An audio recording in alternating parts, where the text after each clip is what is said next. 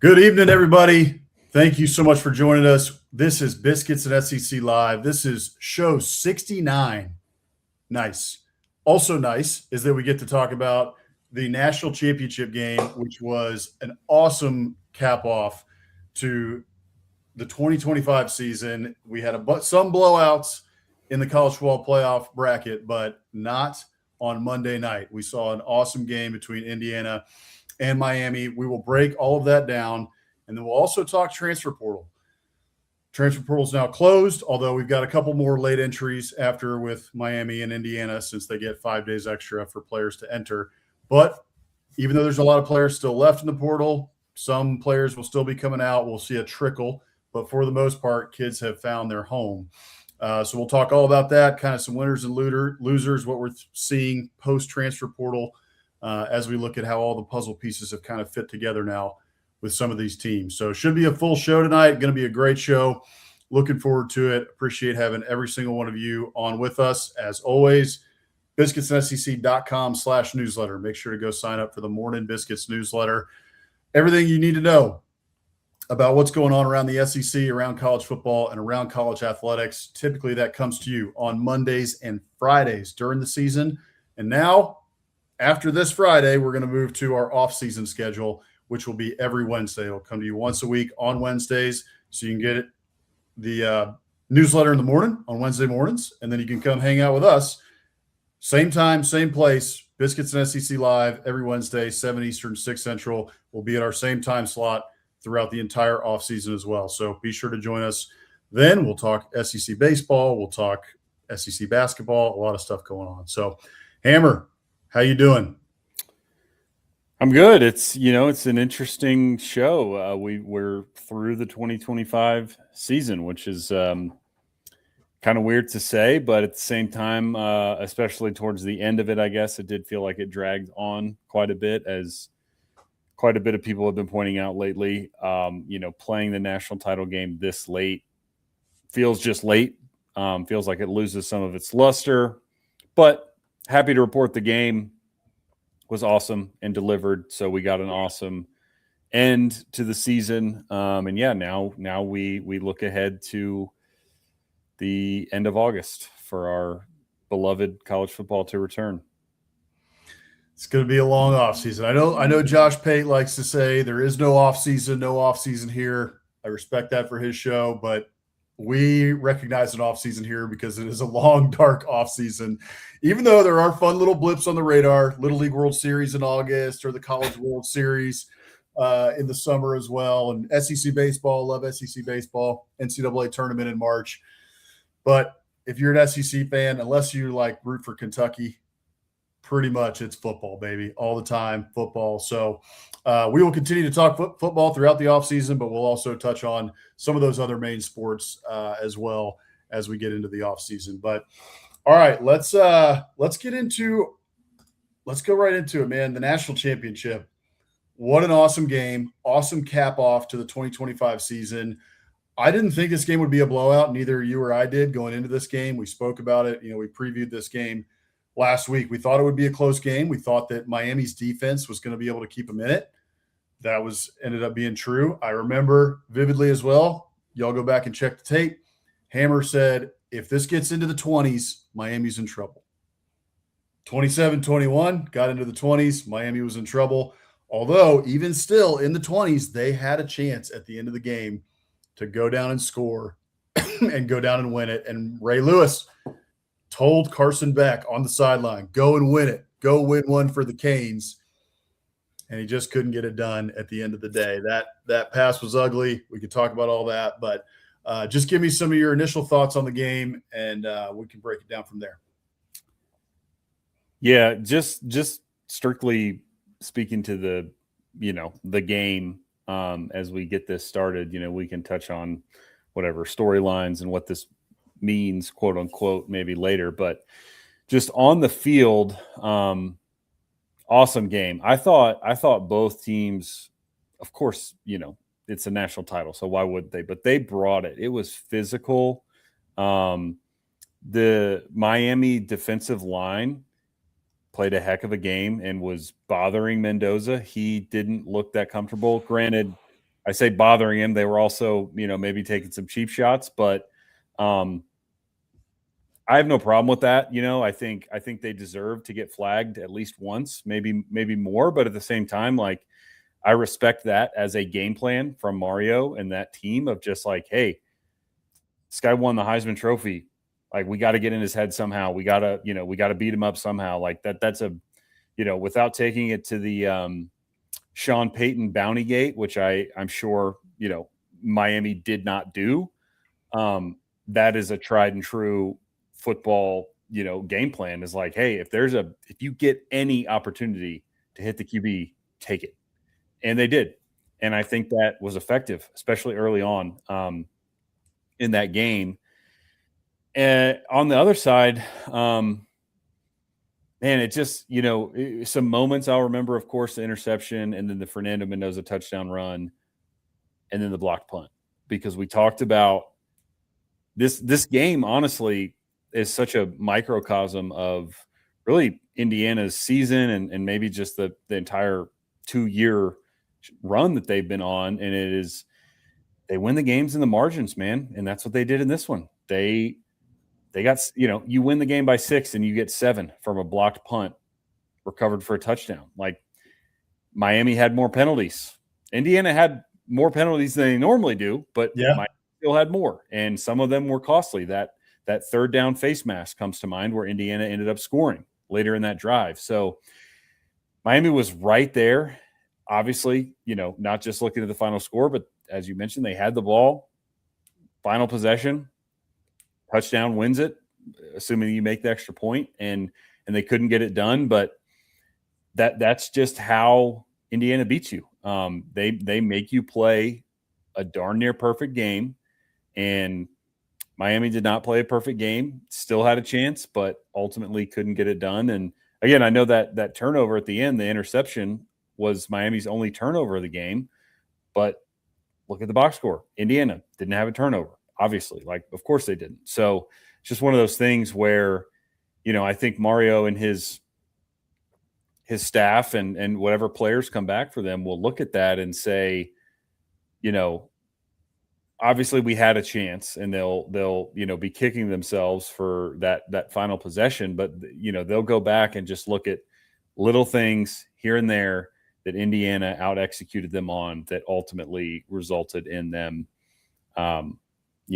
losing that game. And, even I saw something which again just shows how well Indiana plays in all phases of the game. I think it was a post on X earlier today. I think it came from Jeff Schwartz, and he was referencing his podcast with Chris the Bear Felica. And he was saying he thought when Tony caught that punt on the 5-yard line, it was because they had a trick play set up. And if you watch the replay, the Miami guy on the far side of the field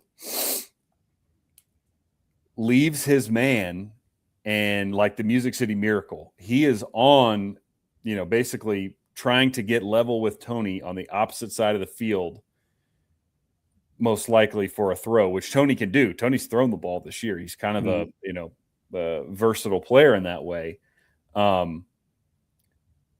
So a good idea, right? I mean, hey, absolutely. Like try to run a trick play on a punt return, especially with a guy like Tony who's going to draw the coverage team toward him. But Indiana punted the perfect punt. I mean, it was like a 55-yard bomb to the 5-yard line. Tony has no choice but to call a fair catch.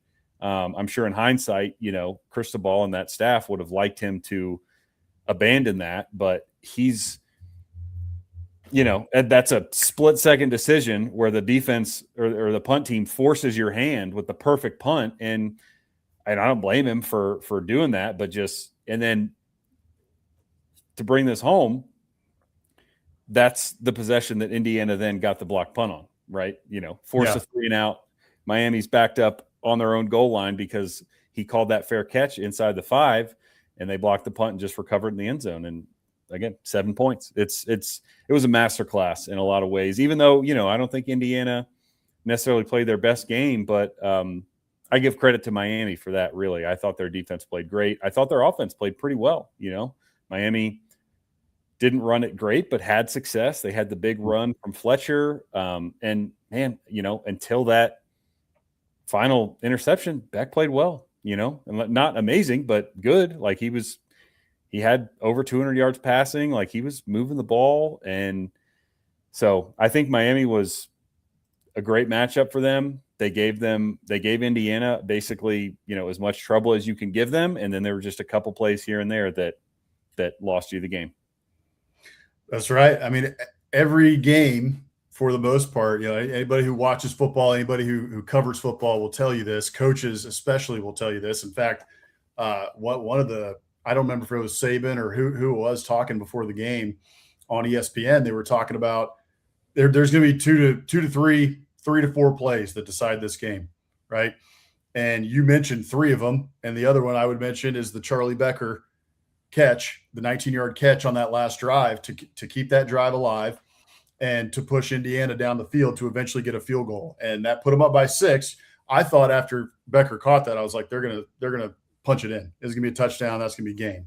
But they weren't able to do it. That Miami defense held up. Miami's defense played really, really well. I have there's not enough that I can say about how that defense played. I mean, 3 sacks, 3 tackles for loss, as you said, and there's some that didn't even show up on the stat sheet, right? Some that didn't even end up in penalties that probably should have been penalties. Multiple probably should have been penalties. But at the same time, they got their licks in on Mendoza, and they held Indiana's rushing attack, which has been just mowing people down, to 2.9 yards a carry. Yeah. Indiana had 131 yards when it was all said and done, but that was on 51 carries. I mean, 45 carries.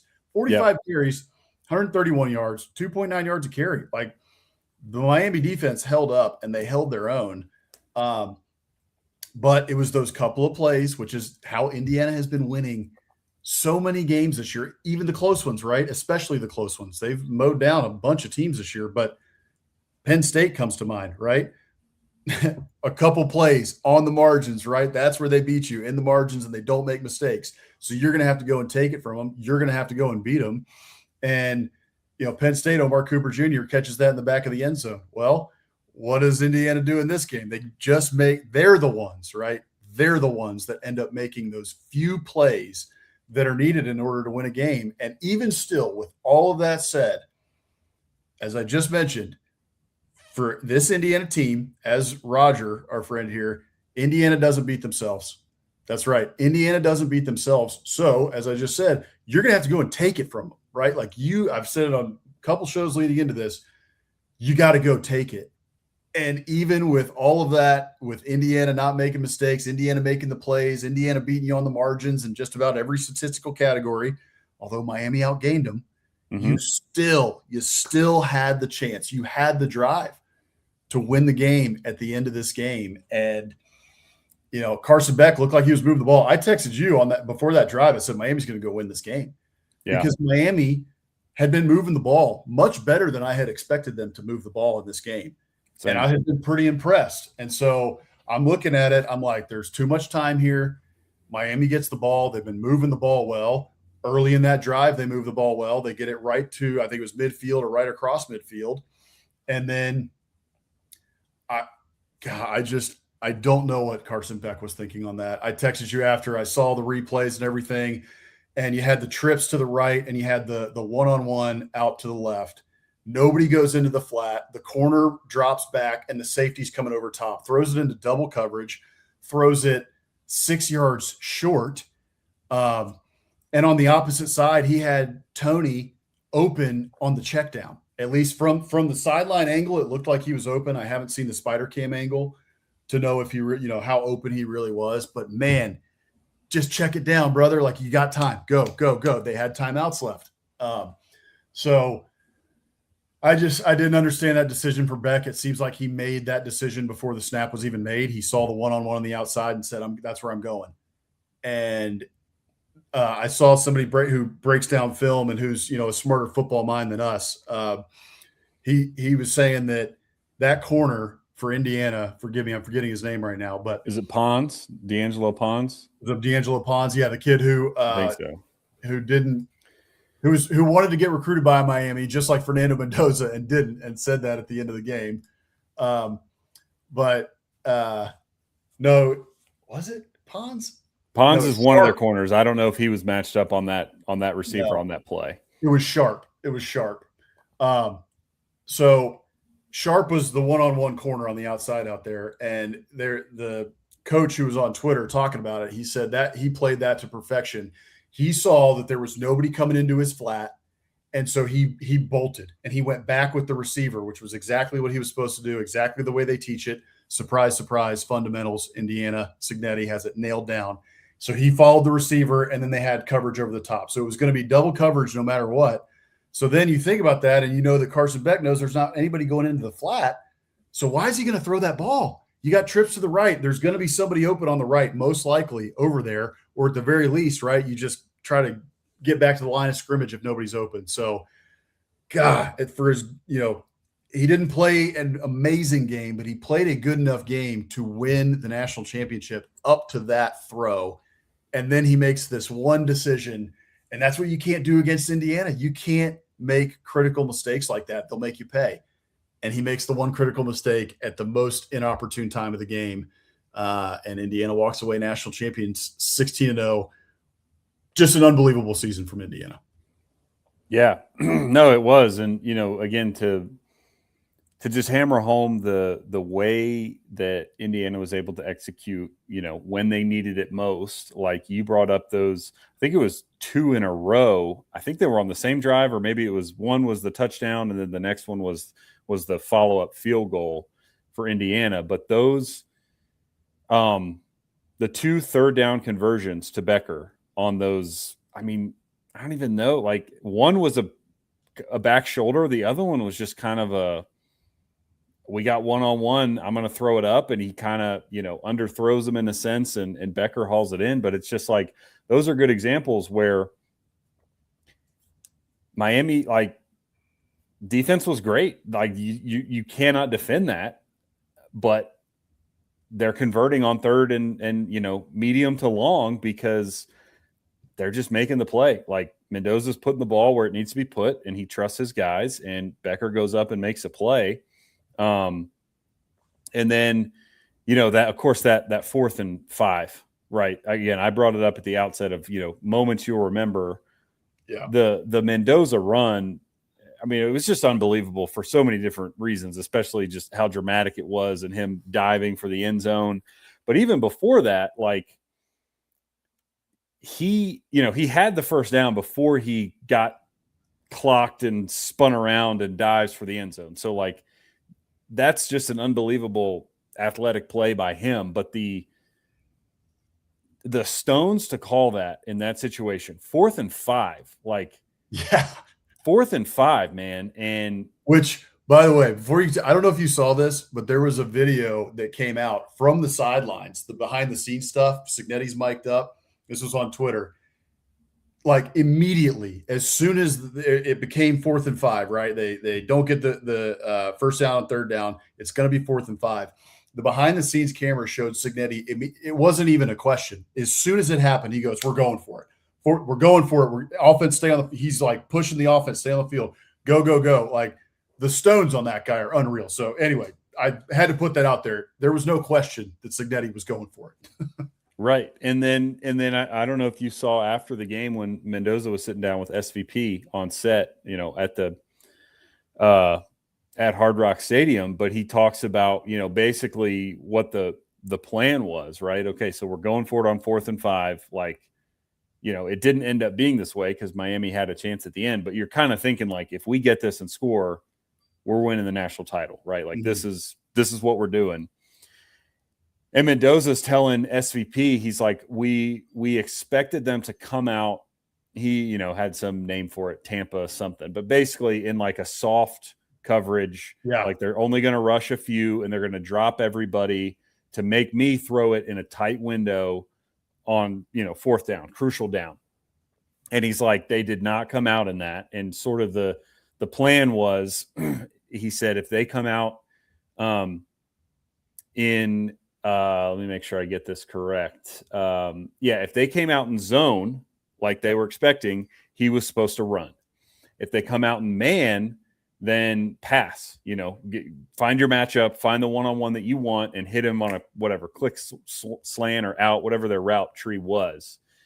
And Mendoza says they come out in kind of a hybrid neither. He's like, it looked like they were manned up on one side. It looked like they had zone on the other. So he's like, I didn't really know for sure what they were in. And he's just like, so, I bet on myself, right? And I called my own number and we ran the draw and it just worked, And again, like what a great, because Mendoza, kind of similar to Beck in this regard, like he's athletic. He's not a runner, but he's athletic, right? So in that situation, 5 yards, like he can get you 5 yards, but they're not, Miami's not expecting that. Why would they? Like, no. He hasn't had a design run probably the entire CFP. Probably hasn't, probably you could count on one hand the amount of design runs he's had this year. But they've got that chip in their back pocket, and they know when to, throw it. And again, just execute it to perfection. And then, of course, the heroics of Mendoza to just will his way into the end zone because he took a shot over the middle, man. I mean, he got popped and just bounces off of it, and bounces off and dives into the end zone. I mean, just again, like those are the type of plays that Indiana has been making consistently all year. And then on the flip side, their opponents have not been able to make. You brought it up. Indiana won't be themselves. You have to take it. Miami had the chance to take it, and they threw an interception. They couldn't get it done. And, Indiana made the plays where they needed to. So, just a fun game, a good end to the season. And, as much as we would have loved to see an SEC team win the title, obviously, I mean, how can you not root for Indiana? Like, that was such a good story. Fernando seems like just an awesome dude. Signetti, you just can't say enough about, that team, and just a wild college football story that Indiana won the national championship. I've heard a lot of people say it. I heard Paul Feinbaum today. He did a mea culpa because he's been, trashing Indiana and blah, blah, blah all season long. And he just came out and said, he's like, it's the greatest story in college football history. Yeah. It really is. I mean, it's straight out of a Disney movie. Like Hollywood couldn't have scripted this any better than it went. And so, I mean, and the Fernando Mendoza touchdown is straight out of, Central Casting scripting. Like that's Remember the Titans. Like how do you can't script that? Like the dive. I mean, literally I tweeted it out. I took the screen cap of it and just said, this picture right here will be in Indiana bars forevermore. Like that picture is going up. It will be in every Chili's, in every Roadhouse, in every bar across the Hoosier state until Kingdom Come, because it was just that iconic of a moment. And just the will to get it in, like you said, it was awesome to watch. Feel bad for the Miami kids. Carson Beck, like I said, plays a good game and then makes the one play that you just can't make and throws that interception. Malachi Toney, I mean, you put it in our rundown sheet, played out of his mind, 10 catches, 122 yards and a TD. Not sure how you play much better. He played at a national championship level. It was funny. I wish I had the video of this to play right now, but I didn't have time to get to it today. But felt bad for Malachi Toney. But Ed Reed in the big hat, Miami hat, consoling Malachi Toney at the end. I saw people tweet about that. Like, I don't know. I would be so mad if Ed Reed was consoling me right now in this comically big hat.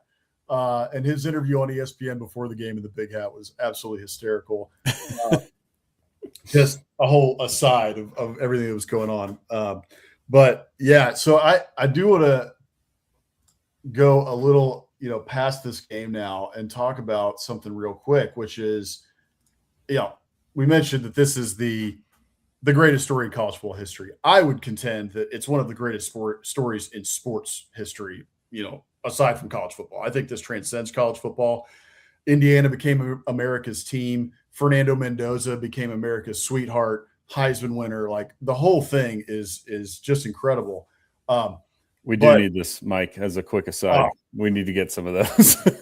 I got a picture for you, Mike, because I went to College Station a couple years ago for a college baseball game between A&M and Texas, right before Texas joined the SEC, and there was big hats in the campus store, and so I found a big hat and was wearing the big hat. I love the big hats, so I'm all in for a Biscuits and SEC big hat. But Indiana, before, some people have been putting this stat out. It's an unbelievable stat. But coming into this season, Indiana against AP top 10 teams was 6-116-1. This season alone, they won 6 games against AP top 10 teams. Like, the turnaround is just absolutely incredible. So my question for you is, do you think that Indiana is here to stay? And kind of as part of that, do you think that their program is going to continue to look similar to what it did this year, which was, 8 4-stars, no 5-stars, tons of 3-stars, a ton of guys who are fourth years, 5th years, COVID year, 6-year guys? Or are they going to try to kind of change the complexion? Are they going to start going after bigger talent guys, 4-stars, 5-stars, that sort of thing? Because Mark Cuban talked about that before the game, and he was asked about it, and he said, well, if we do that, we kind of lose our identity. So I don't know. I want your take on that. Do you think Indiana's here to stay? Are they now the kings of the Big Ten? Will they be for the foreseeable future? And then what does that program look like? Will it change a little bit going forward? That's a good question. I just wanted to pop this on screen here real quick to Roger. So born and raised in Bloomington and had high hopes for Indiana. Yeah, so nobody knows the plight of Indiana football better than Roger, although he's a Roll Tide fan through and through. But, yeah, I mean, to your question, I would absolutely say they're here to stay. As long as Signetti is there, they will be in the mix. I think as it stands now, I mean, yeah, they're the kings of the Big Ten, right? And that can change because, look back at the last 3 national champs, Michigan, Big Ten champs, national champions. Ohio State didn't win the Big Ten, but won the national championship. And Ohio State's, they got enough skins on the wall. Like, they're sort of forever etched in Big Ten royalty. So, and we're all tired of them here in the SEC. So yeah, more Indiana, please. Yeah. So I mean, look, whether Ohio State is the king of the Big 10 at the time or not, like they're, if they're not the king sitting in the throne, they're right there, ready to regain their seat and their stature there. So, but yeah, as it stands now, they beat Ohio State in the Big Ten championship. They went 16-0. I mean, to again, emphasize how remarkable this was. I saw this clip going around social media today from Sark after last season, saying there's no way a team's going to go 16-0. It's too difficult, the playoff and I think, it's one of those things. I'm not going to fault Sark for it because who cares? But at the time, I think most people were like, yeah, he's probably right. Like it's hard to go through a regular season, your conference games, conference title, playoff, and not lose. And then the very next year, Indiana, makes him eat his words and go 16-0. So I would say they're absolutely here to stay. I think, honestly, I wouldn't be surprised in a way. And this is kind of a weird comp because I think Sig and Dabo are very, very different coaches, but I could kind of see them going in a Clemson-esque model, not from the standpoint of, not using the transfer portal or that type of thing, but, in Clemson's run in the 20 teens, they were a good recruiter, but not top 3, top 5 Alabama level, right? It was always Alabama is going to have the top or at worst number 2 class. Georgia will be in there. LSU, Texas, A&M might pop up, Ohio State. My guess is those teams will continue to populate the top of the industry recruiting rankings, and Indiana will recruit much better than they ever have out of the high school ranks, but I don't know that they'll ever be a top 5 recruiter. And I don't know, part of me thinks that it's just sort of because that's how it's always been, and that's the way it is in a lot of ways in college football. But of course, Indiana's breaking that mold, so I might be eating my words here soon. But I also think that because of what they have been able to do with Cignetti, and because his, just his track record even to get to Indiana is rather unorthodox and sort of an underdog kind of path, I think they will continue to rely pretty heavy on the portal and their own evaluations. And I think you will see them recruit 2 and 3 stars or low 4 stars out of high school that outperform their rankings. And then I think you will see them continue to hit the portal heavily, but hit at a higher clip than a lot of other schools do. So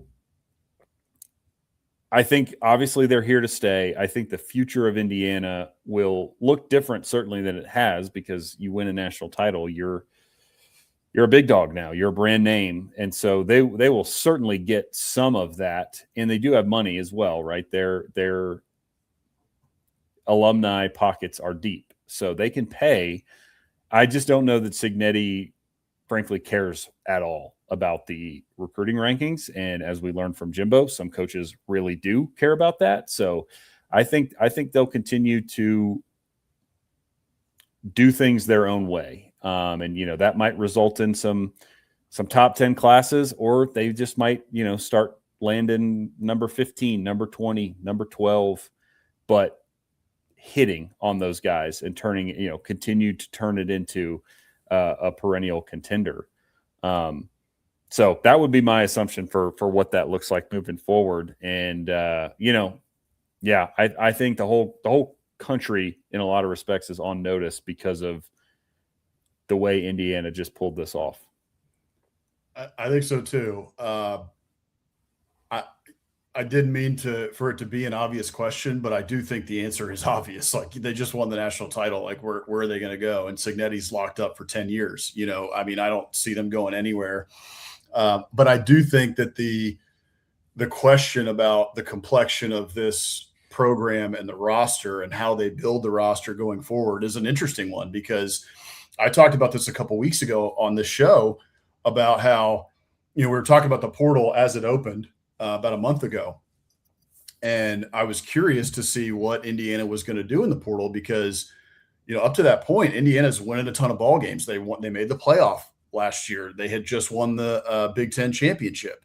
So you're going to have a ton of guys who are coming in who are now very interested in Indiana. It's like, okay, obviously whatever SIG is doing is working. And that was before a national championship. So now you got a national championship, and the interest in the program is now at a much higher level than it has ever been, and will be for recruits for the foreseeable future, as long as they keep winning, which why would they not? They've shown they can do it 2 years in a row, and made the playoff 2 years in a row in the first 2 years of SIG, and won a national title.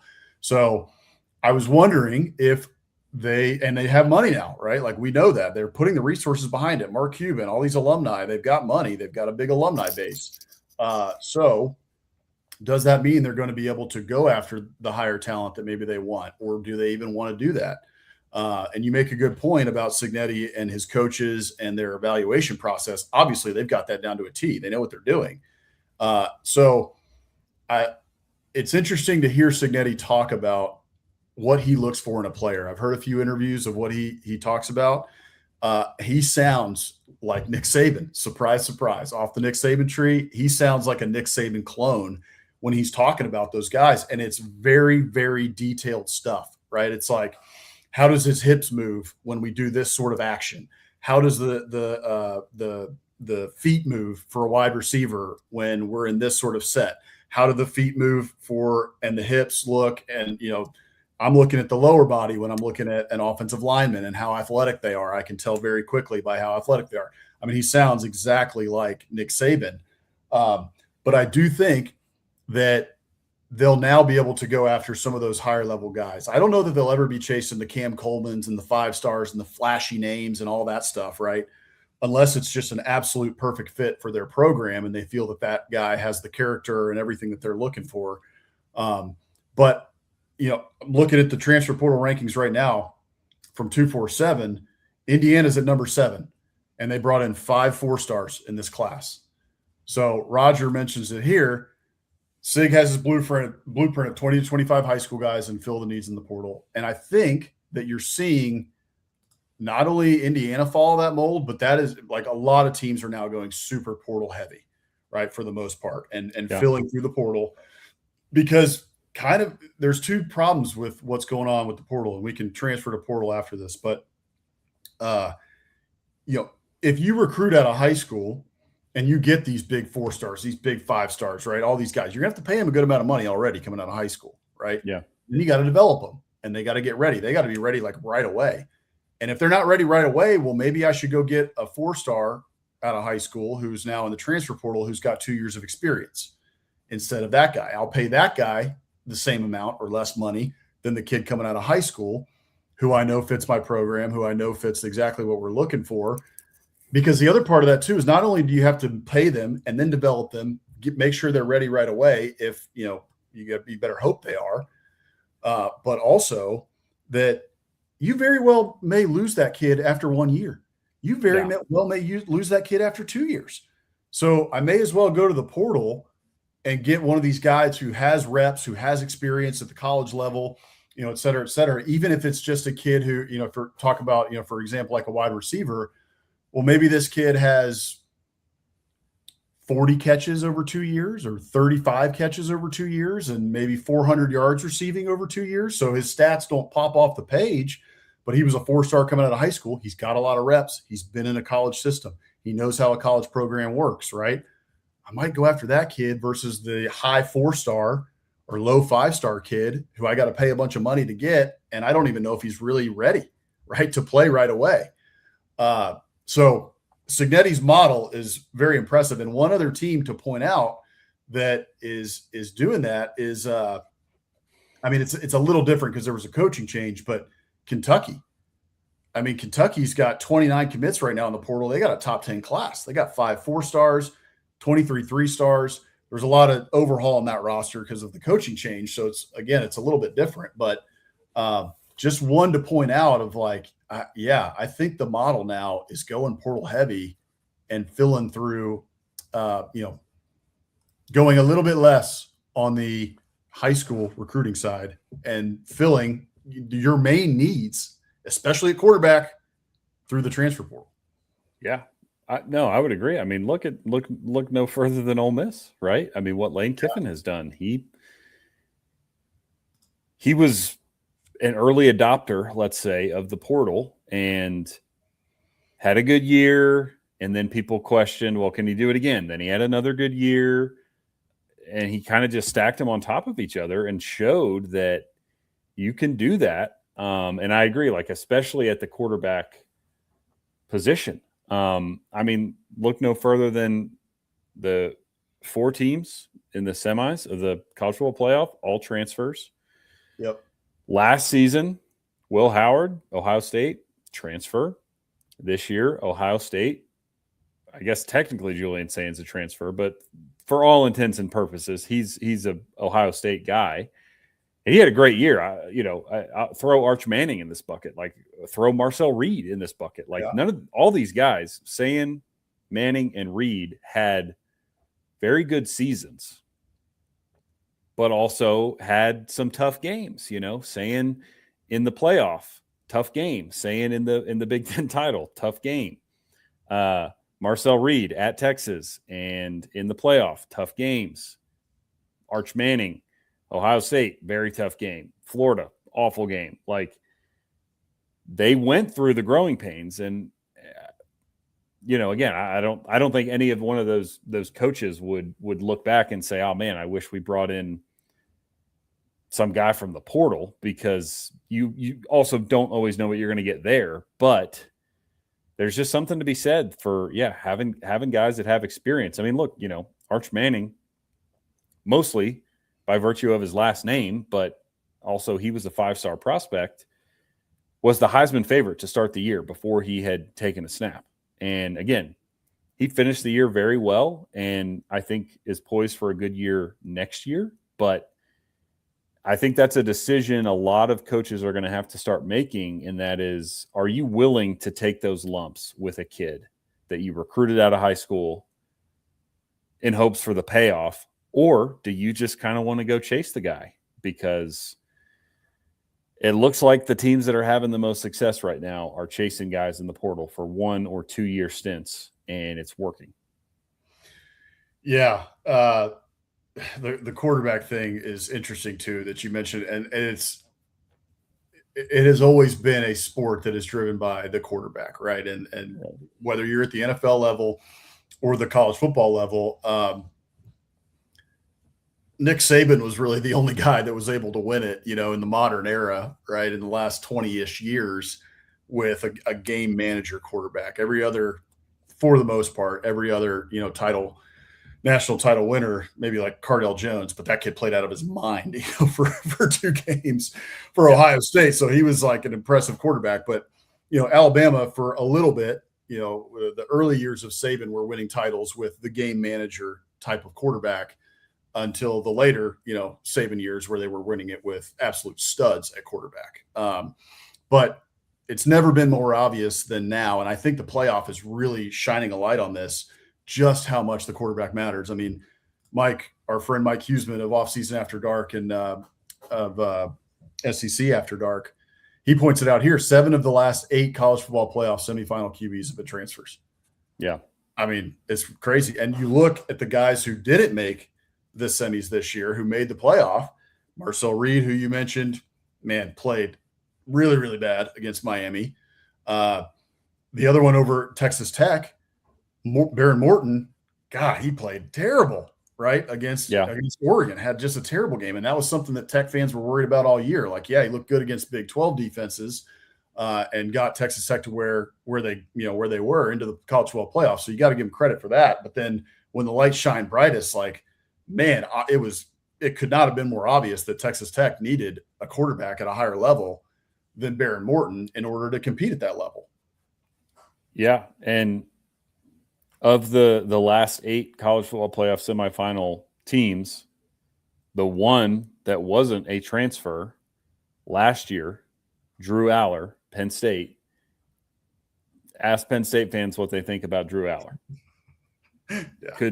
Could they have done better? And again, I don't want to throw shade at the kid. He had a tough year this year, but last year, like, he struggled in their bigger games, but, he had a good career there. So, please don't mistake what I'm saying, but that team was really good last year, really good. And they were very close to beating Notre Dame in the semis and would have had a great chance against Ohio State because they'd already played them close in the regular season. And you don't think that Penn State would have rather had Riley Leonard or maybe Will Howard or, gosh, I can't remember who Ohio State blew out in the semis. But again, it's a very interesting decision moving forward for these coaches because it certainly seems like the transfer quarterback is the way to go, even if you have somebody that you believe in on your team. So I don't know. I don't know that that'll drastically change, if you do have a guy like Aller or Manning or Marcel Reed, who's, very experienced now, but when you are now tasked with winning 3 to 4 games in a college football playoff, you got to have a stud back there. You have to have it. It is paramount. And as of now, those guys are coming out of the portal. Yeah. And a lot of transfer quarterbacks in this portal cycle. So I'm going to be fascinated to see what that means next year for the teams that ended up picking up those guys. One other team that I was thinking about too that makes sense on the front of like kind of changing philosophy a little bit, at least from year to year, is Texas. Texas right now sitting at number 3 in the transfer portal rankings. If folks remember last year, they only picked up, I'd have to go back and look, but it was like 5, maybe 6 transfers out of the portal. And people were kind of wondering, like, what are they doing? Sark really liked his team. He had a good feeling, and it was a lot of people's preseason national title picks, Arch Manning, Heisman pick, all that. For the record, we here were never that high on the Longhorns, and not because of bias. As many of you know who watch us often, we're Aggies here, but it was because they had lost, a good amount on defense and along the offensive line. But this year, so last year Texas only takes 6 out of the transfer portal. This year they take, what do they have? 13, I think. 1 5-star. Commits. Yeah, 1 5-star, 6 4-stars, and 6 3-stars. So Sark really going portal heavy this year to try and bolster that roster. And if you read the tea leaves or believe the scuttlebutt out of Austin, they also told some guys, get packing. Totally. Because that was the other thing, that even surprised you and I is the number of entrants that Texas has had. They had a lot of guys enter the portal, even guys that played and were productive. And it's still a little unnerving, from my perspective to see that. But it does sound like a lot of that was either directly, we don't really have a spot for you anymore, or indirectly through their actions of, like, I'm Quintravion Wisner. I don't, who knows what their conversation was, but I can see, they're trying to offer Jaden Ball all this money. They're going after Hollywood Smothers. They're going after Raleek Brown at my position. So whether or not he was told directly or indirectly, it doesn't really matter, but it does seem like Texas, got a little more cutthroat in that respect of, hey, we've got money. What we just tried didn't work when we were loyal to y'all. We're not loyal. And if you want to stay, cool. If you don't, if you want to stay, you might get buried in the depth chart. You probably will. And if you don't want to stay, no hard feelings. But we're not doing this again. We're not running this back the same way that we did. So, yeah that's interesting. I'm trying to think. The only other note I had on the portal, just a general kind of rundown. Well, actually, you know what? No, let's hop into these two, because these are portal related, but also I think carry some repercussions around the sport. So, first one I'll just touch on because this is a pretty easy one. The Princely Umanmielen transfers to LSU. This comes after Ole Miss, reporters, our friend Steve, anybody with eyeballs sees what's happening, and that is Lane Kiffin is mercilessly going after his former players. And others. But, he's targeting Ole Miss for sure, trying to get as many of those guys to enter as he could. He picked up a few of them.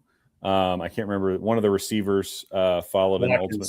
Winston Watkins. Mm-hmm. Watkins did, who's a good player. And then the big one, though, was Umanmielen. And, whatever. Like, I don't like that from Kiffin, but unfortunately, it's the way it goes. Like, Matt Campbell did the same thing at Penn State.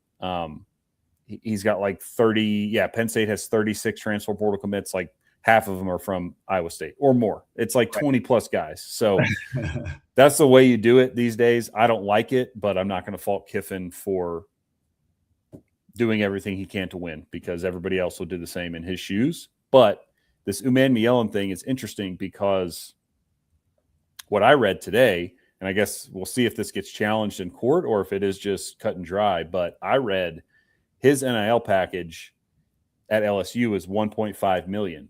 $500K of that is going to be paid to Ole Miss in a buyout to buy out his, because he signed a 2-year deal apparently with Ole Miss. So just something to keep an eye out if these NIL deals become enforceable with the buyouts, because this isn't the first time we've seen a buyout get brought up, but this is the first time, at least that I have picked up on or noticed. Maybe I got my head in the sand, but this is the first time I've noticed that based on what I saw reported today, it will be paid. Kind of a no questions asked, like, yeah, LSU is just going to pay this. So I thought that was interesting because, again, there's been a lot of talk about buyouts and, with the with the Washington quarterback, with the Missouri edge, Damon Wilson. There's been a lot of talk about, hey, you know, what can you actually enforce on these NIL deals? And this seems like one that actually, whether they drew it up in a specific way that others aren't, I don't know. But it sounds like LSU's just paying that buyout. So I thought that was interesting. Yeah, I think that's interesting. I don't know. This just is like this goes to the whole broader conversation of we have got to get some handle and some guardrails against all this stuff. It's just crazy. It's insane. How can these players look, I'm for these kids making money. I think that NIL makes sense. You should be able to make money for your name and your image and your likeness. But the NIL, what it was supposed to be and what it is now, is completely different than what it was meant to be. It's off the rails. It's completely nuts. And you've got teams like LSU, and they're not the only one. You know, there's others that are doing this too. So I'm not just, but they're the example, and they're the first ones that really like put it out there, just blatantly flouting the $20 million roster cap. Right? Oh yeah. I mean, they said it when they brought Lane Kiffin in. They said, we're going to give you more, like we're going to give you $25 million minimum for your roster. It's like, well, there's a cap of 20 million. How can you do that? And it was like, we don't care. We don't care because no one can police it. The NCAA knows they can't police it. They know they're going to get sued into oblivion if they do. Nobody can do anything about tampering, even if there are contracts in place, because nobody respects the contracts because we don't have employees, right? We don't have collective bargaining. We don't like none of it. It's just a complete and total mess. And I know that college football's popularity in terms of ratings and all that is through the roof, and it's never been higher. And all that's amazing. And I love college football. I don't think I would ever. You're never going to lose me, right, in terms of college football. But it is becoming a problem. Like I'm just sick of this whole thing with and you know what? I like Lane Kiffin. I think he's hilarious. But I'm so sick of this stuff with him tampering with all these players. And you know, I mean, we get you got Prince Will Umanmiel, and he's the biggest one coming from Ole Miss. But then you got TJ Daugherty, who was a fixture in the middle, the leading tackler for Ole Miss. Is going to LSU. Obviously, he was tampered with. Devin Harper, 4-star offensive lineman, was a stalwart on the offensive line for Ole Miss. You know, it's just frustrating. And I know it's not just Lane Kiffin. I'm not just singling him out because everybody else is tampering. Everybody else knows people are tampering, right? Across the SEC, across the Big Ten. That's just what's happening. But you know, not to get on my soapbox here, but I am tired of it. And I'm happy with these schools. The other one down here that we've got here, Darian Mensah. Yeah. Everyone remembers when Darian Mensah left Tulane and went to Duke, and it was reported he signed a 2-year deal worth $4 million, right? Everybody saw that. Okay, he's going to be at Duke for 2 years. Awesome. That makes a lot of sense. He signs a 2-year contract. That's how we should do it. 2 years, he's going to be at Duke. $4 million. That was insane at the time. And I'm glad, speaking of like, okay, singling out Lane Kiffin, single out Mario Cristobal and Miami. They're offering $6.5 million to Ty Simpson to jump in the portal. They're offering something like in totality $10 million for Darian Mensah to get in the portal. And like, if nobody's going to police it, I don't blame them. I'd be doing the same thing if I was them. But what are we doing? Like, this is crazy. And then Darian Mensah hops in the portal. My whole point in saying this is that I'm glad these schools are starting to fight back. Oh yeah, they absolutely should be fighting back. No way. Like I'm glad that Duke sued them. You know, like no, we and same thing with Washington. I'm glad that Washington, you know, said no, DeMond Williams, you're our quarterback, and you said you were going to be our quarterback, and you signed in ink that is dry that you signed this deal for money, and there are strings attached to that, including the amount of money on NIL deals, the incentives, like all that stuff. So you're not leaving, and we're going to take you to court. So I hope that, and I mentioned this on Twitter, but I don't want to fight with Duke lawyers. I would not want to pick a fight with lawyers coming out of the Duke Law School and the alumni of Duke lawyers and the army of Duke lawyers that they have, who you know are going to be willing to fight this at the ready.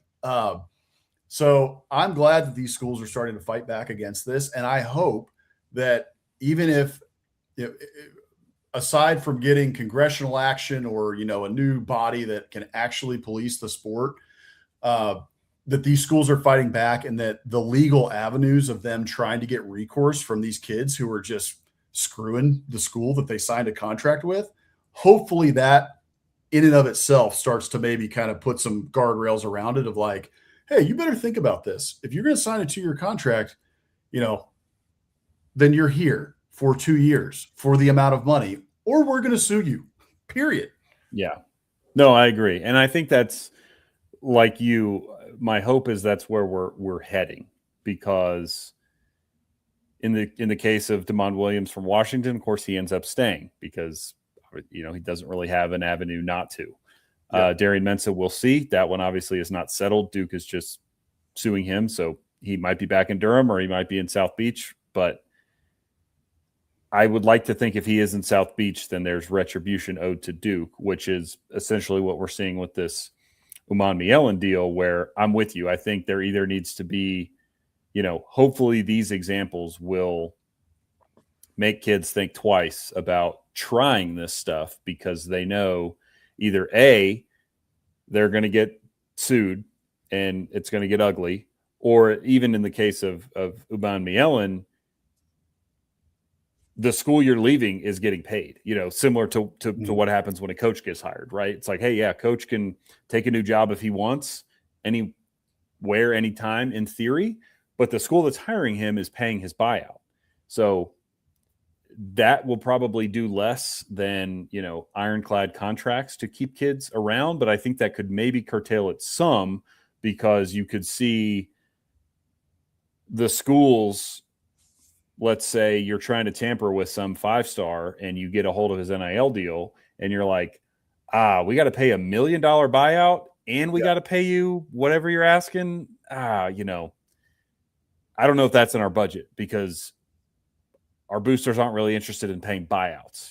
They're interested in paying you NIL money to play here, but we can't really be stacking up these buyouts. So my hope is that will curtail it a little bit as well, but we'll see. We will see. Yeah. All right. So we're close to our hour here. Biscuits and SEC, we love a little bit of extra football. So we're going to go a little bit overtime here, because I got one more question I want to ask you before we get to our final 2 segments of the night.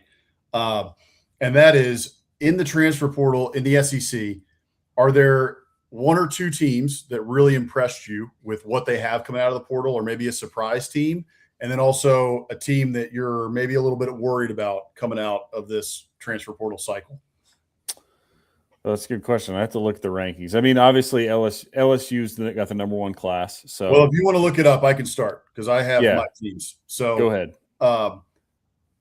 Obviously LSU, like you said, Lane Kiffin, what he has done, not only in the transfer portal, but also with like keeping Blake Baker and some of those things, LSU is going to be back. Like, they're going to be really freaking good next year. It's all about like how much can that come together in terms. I mean, they have how many did they sign? 39 guys out of the portal. Yeah. It's like, this is a whole new roster. This is a Mississippi State level, rebuild in terms of overhaul. But it's a ton of really good guys, 2 5-stars, 11 4-stars, and 23 3-stars. So impressive what LSU has done. And Lane Kiffin, it probably will come together, because he's already done this at Ole Miss multiple times, and it seems to come together, and he wins 10 games. So, right. I'm impressed also with what Ole Miss has done, considering what has gone on there with Lane Kiffin leaving for LSU, the kids who left, to go to LSU. Pete Golding did a pretty good job of backfilling. I got to give him a lot of credit. So those were 2 that obviously stuck out to me. And then got to mention Kentucky, right? I mean, I mentioned them earlier, like what Will Stein has done in such a short amount of time, while also coaching Oregon as the offensive coordinator, was just nothing short of a bluegrass miracle, at least early on, right? So those are a couple teams that really stuck out to me. Another one to mention here that is a little bit under the radar, because they're only 9th in terms of SEC in the portal, but South Carolina did a pretty dang good job in the portal, but not only just in the portal, again, like coming out of the portal cycle, like, taking a whole look at where people are. South Carolina, I mentioned this last week, they've done a really good job of retaining talent. They retained their main core nucleus of guys that they needed to. And I think folks coming out of the portal cycle now, even though, they're ninth and they had 25 commits, 2 4-stars, 23 stars, I think folks in Columbia are pretty excited about what Shane Beamer did. I don't think they expected him to be able to retain a lot of that talent and then also, pick up a couple really interesting pieces in the portal. So I think folks in Columbia are pretty excited. And then the one team that stands out to me that I am worried about is Tennessee. Yeah. I'm pretty worried about what's going on in Knoxville. What's that? Who's their QB? That's it. It's the QB. Who is the QB? I don't know who it is. Joey Aguilar, as far as I'm aware, maybe I missed it. I don't think we have a decision yet on whether or not he can play next year. Most likely it's going to be a no from the NCAA. So now we're looking at, I think they've got Faison Brandon, right? 5-star. And they've also got McIntyre, who was a former 5-star as well, I believe. So you have 2 guys who, maybe it's their time, but they just don't have a lot of reps, and you just don't really ever know what that's going to look like.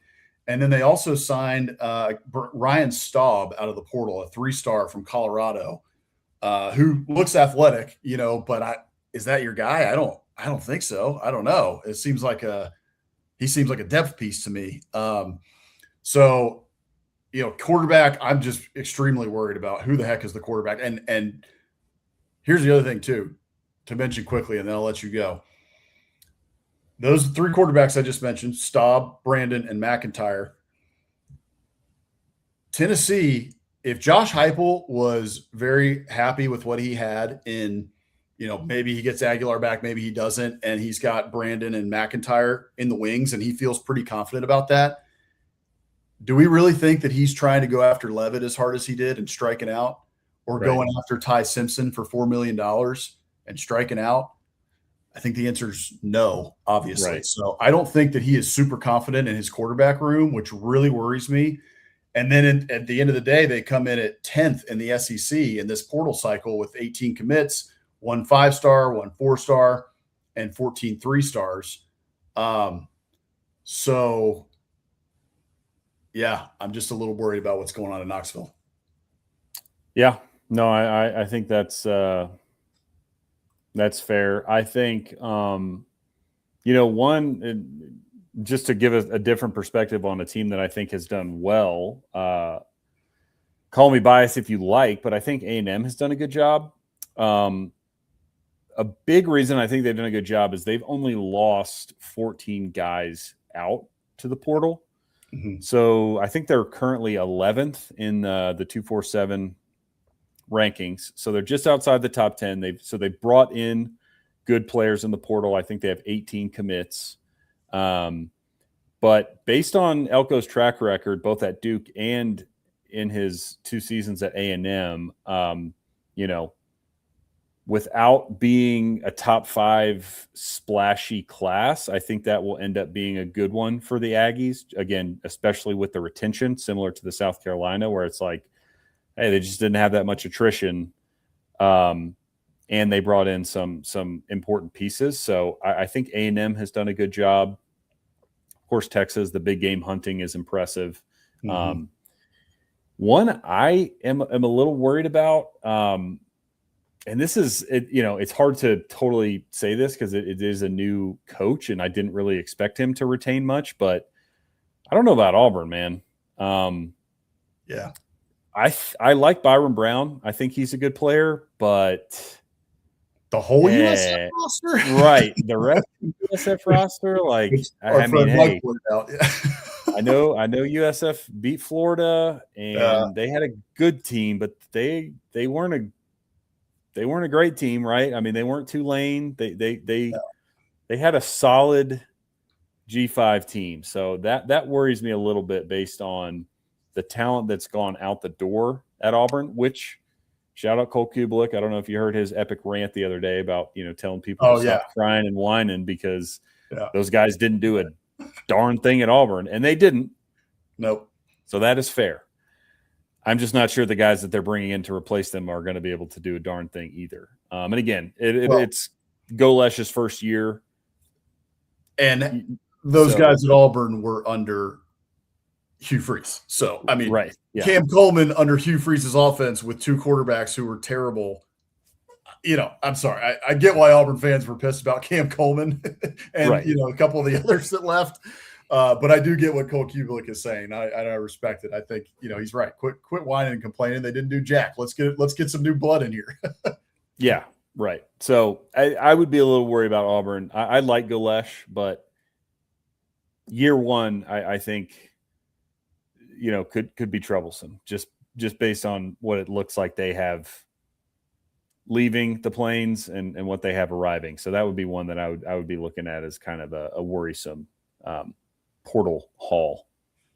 Yeah. Two final ones to mention for me. Vanderbilt, last in the SEC in the transfer portal rankings. A little interesting to me after the year that they had. 33rd in this year's recruiting rankings. So I just expected them to be a little bit more of a factor, honestly, in the transfer portal than they were. But at the end of the day, look, if I'm in Nashville, I'm like, I trust Clark Lee. I don't know, man, whatever. Who cares, right? As long as he keeps winning, do whatever he wants to do. But looking at those numbers, 33rd class in terms of recruiting and then last in the SEC in the portal, like, okay, well, can we do it again without Pavia? Like, Pavia, I don't know. We'll see, right? So next year, going to be interesting to see when you're looking at those rankings for Clark Lee. And then Georgia was way down the list as well, which is interesting. Now, Kirby always does a great job of recruiting, and Kirby's thing is development, right?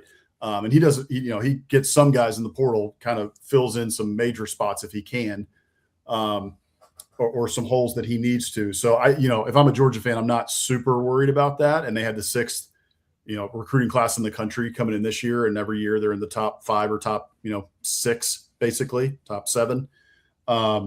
So I'm not too worried about it if I'm a Georgia fan. But again, a little interesting that you're seeing Georgia near the bottom of the SEC in terms of the portal rankings. Yeah. I mean, and I would say that's fair because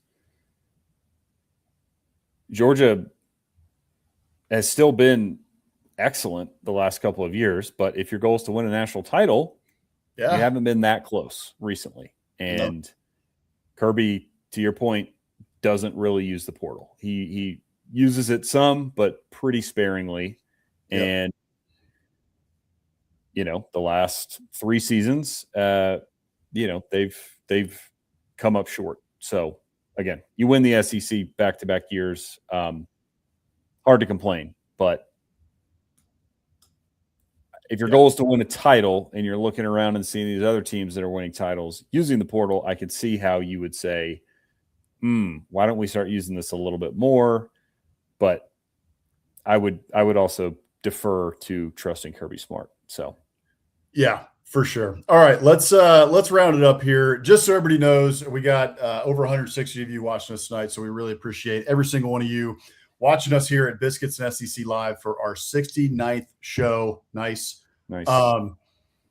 We are going to be doing next week. We're going to be going through and kind of doing our recap of the 2025 season, going back and looking at my predictions, Hammer's predictions, and just kind of doing a recap on 2025, which should be a lot of fun because some of our predictions were very good and some of them were absolute trash. So it's going to be a lot of fun to go back and look, which you can look here at our brackets.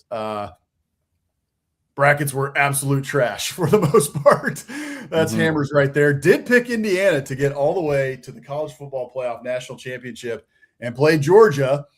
And Georgia let him down, but Indiana did not. But Georgia is who he picked to be his national champion once we hit the college football playoff picks. And then this was my bracket. I also had Indiana and Georgia. I picked Oklahoma over Alabama. Bad pick. I picked Texas Tech over Oregon. Yeah, great pick by me.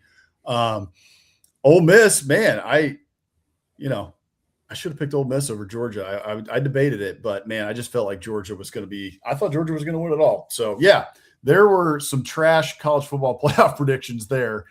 So we'll go back next week and talk a little bit about – the 2025 season or some of our predictions and kind of do an autopsy of the season, which is going to be a lot of fun. So we hope that you will join us next week for that. Same time, same place, 7 Eastern, 6 Central. on Wednesday. But before we get out of here, we also must champ coach of the week. This, I'm calling it now. I haven't told you this, Hammer, but this is going to be our last must champ coach of the week. I think it is only fair that Coach Muschamp will be on the sidelines again next year as the defensive coordinator for the Texas Longhorns.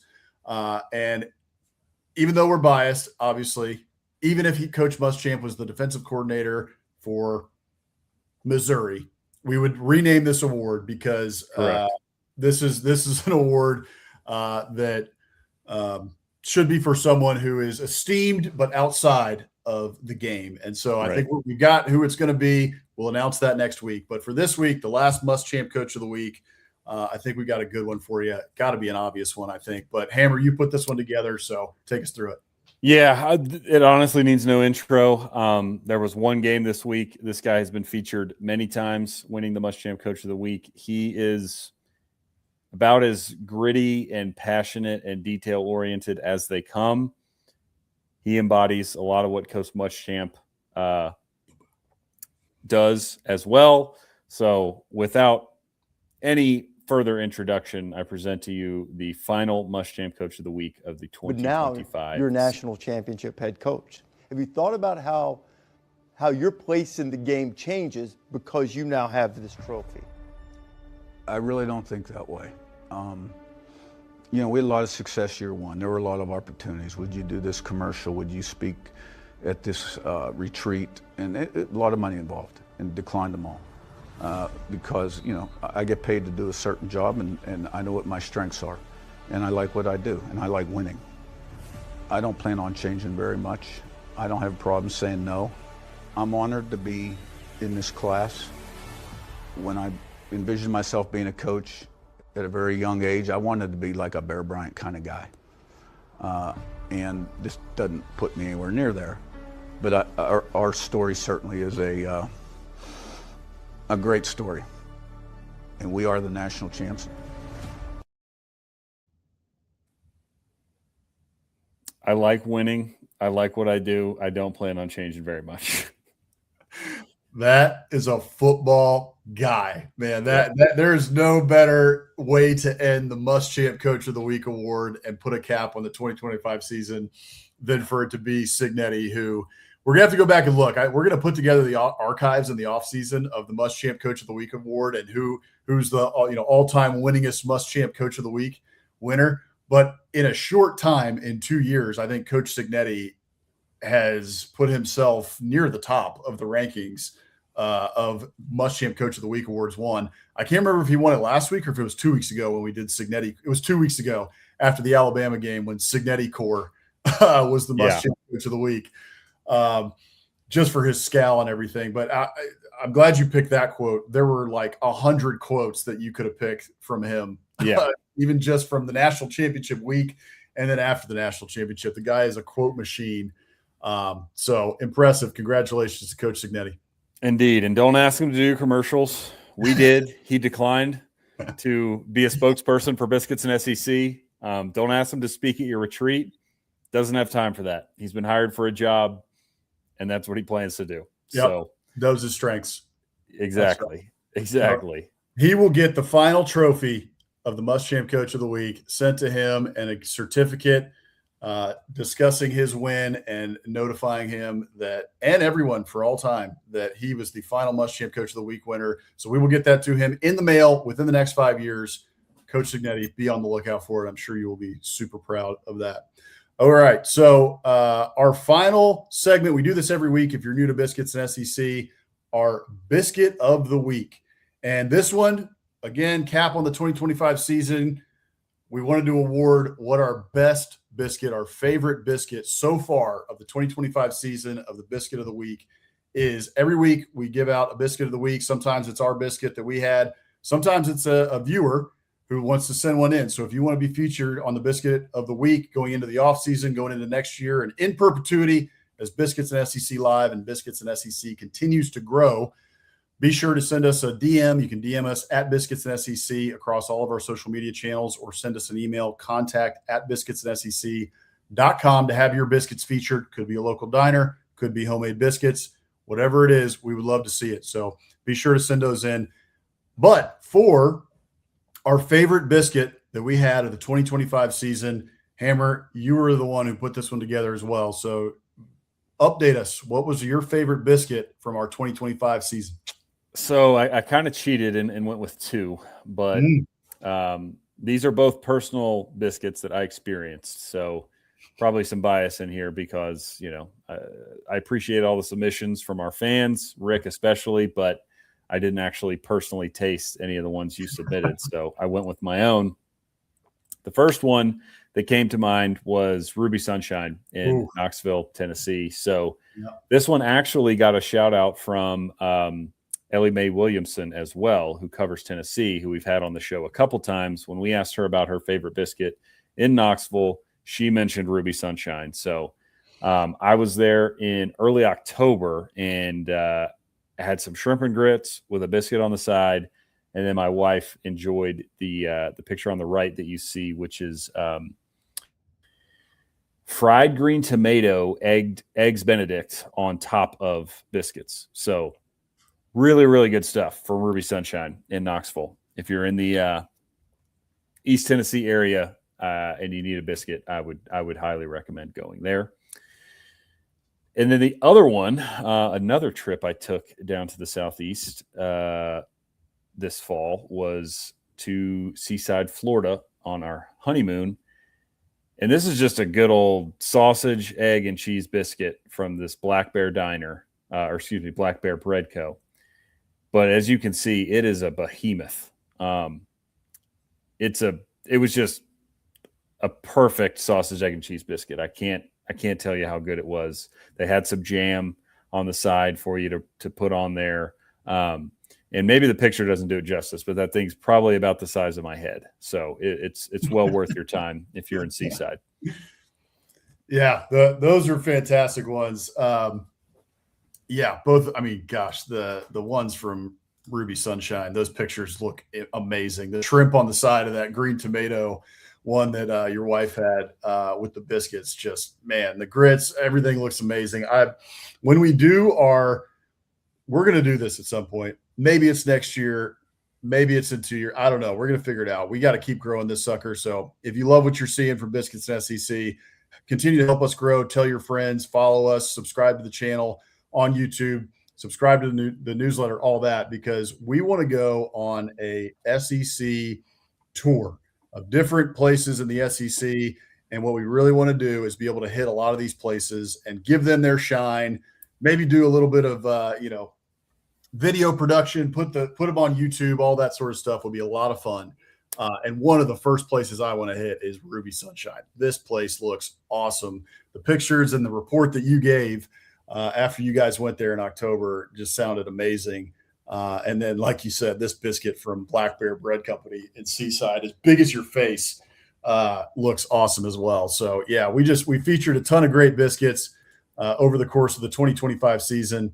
And including the one Mike remembers. So this is a good one. Again, I was biased. I did not partake in the biscuits in Mobile. That was a submission from our dad. So he goes down to Mobile quite a bit for work, and he sent us those. So that's a good reminder to keep that on our to-do list for, next year. Maybe we need to make a trip down there because those did look amazing. Yeah, they did. Yeah, Johnny Biscuit sent us those, and that's when I was admonishing him and telling him that maybe he should take the family down there because those look so dadgum good. And next time I want an invite to Mobile because those did look fantastic.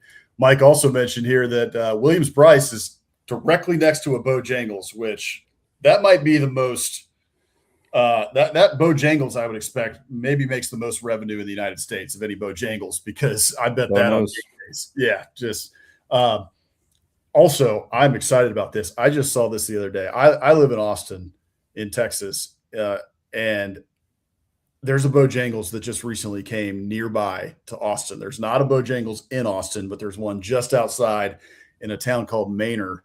So I have already put that on my list that I'm going to be going to Bojangles because I absolutely love Bojangles. It's the best. Every time I go through the Charlotte airport to get back to Virginia, I got to go hit Bojangles. That's what I do every single time. Get a cheer wine, get a Cajun filet biscuit, couple of Bo rounds. It's the best. So, All right, that is going to do it for us tonight for Biscuits and SEC Live. Nearly 200 of you watching at this point, so thank you to every single one of you guys for watching us. We do appreciate it. We hope you'll join us next week, 7 Eastern, 6 Central on Wednesday. We are here every Wednesday all the way through the offseason, all that. So we hope that you'll join us and continue to join us throughout the offseason and leading into next year because we're always talking football here. So hope you'll join us there. Also, join us for the Mornin Biscuits Newsletter. Sign up for the Mornin Biscuits Newsletter at biscuitsandsec.com/newsletter. Everything that's going on with the SEC football. Now we're going to transition into more SEC basketball, women's basketball, baseball, and we'll keep our eye as well on what's going on in the SEC football world too. We're going to be transitioning now. It'll be on Wednesdays starting next week. It'll be on Wednesdays once a week. But during the season, it comes to you on Mondays and on Fridays. And so our last one of the 2025 season for 2 days or for 2 a week is going to be this Friday. Next week, it'll be Wednesday. And that's written by myself and by Hammer and free to sign up. So we hope that you guys will go over there to biscuitsandsec.com/newsletter to sign up. And then quickly, we are part of the After Dark Network, which was started by our friend Stephen Willis, who does a great job at Locked On Ole Miss and just crushing it with Locked On Ole Miss. So his After Dark Network is what we are part of, and very thankful to be part of it.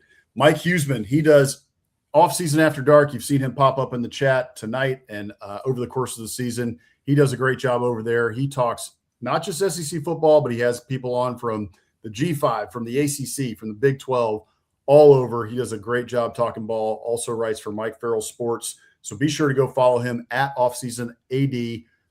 And it's not just in the offseason. Now we're transitioning into the offseason. So he's going to have a ton of content coming out, but he also does it all the way through the football season as well. So be sure to give him a follow for a ton of good football content. Also, we are on SEC After Dark every Thursday, 9 Eastern, 8 Central. Typically during the season, that is where we make our picks against the spread, but obviously we're going to the offseason. So now we're just going to be having some fun, talking SEC baseball, whatever else is going on, NFL playoffs, and going off the rails. Bama After Dark 2, that is where you can follow Jake Thomas. He does a great job covering the Tide for the After Dark Network. That is Tuesday, 6:30 Eastern, 5:30 Central is typically when that show airs. And then you can also see Corey Burton and Israel Troop at Regular Guys Pod. That is the Regular Guys Pod. You can check out their Twitter. They're on a bit of an irregular schedule right now, but likely coming back soon. So be sure to check them out as well.